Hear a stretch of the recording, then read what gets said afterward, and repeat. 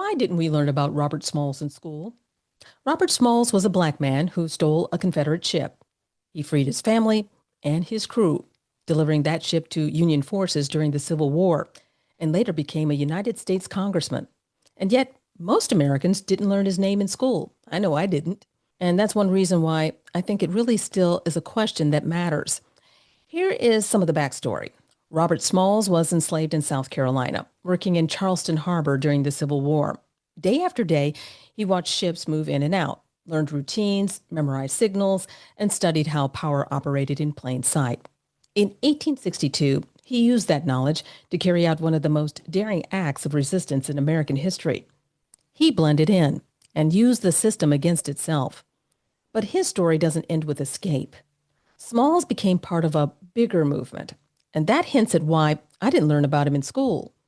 After the Civil War, the United States entered a period known as Reconstruction, when the country was trying to decide what freedom and citizenship would actually mean for millions of formerly enslaved people.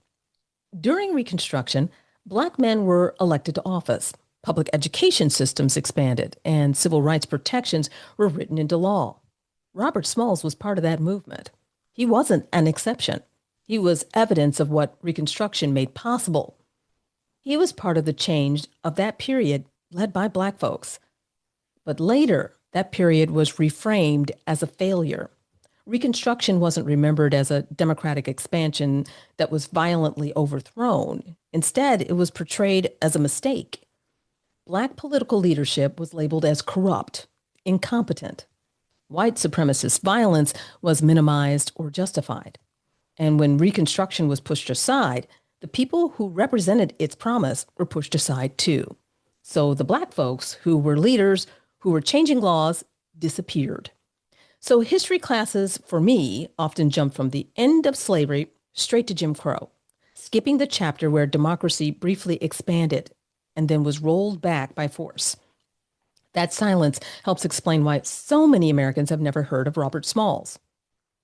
Erased, the Robert Smalls story, exists to restore that missing chapter, and it gives me reason to ask, what else have we been taught to forget?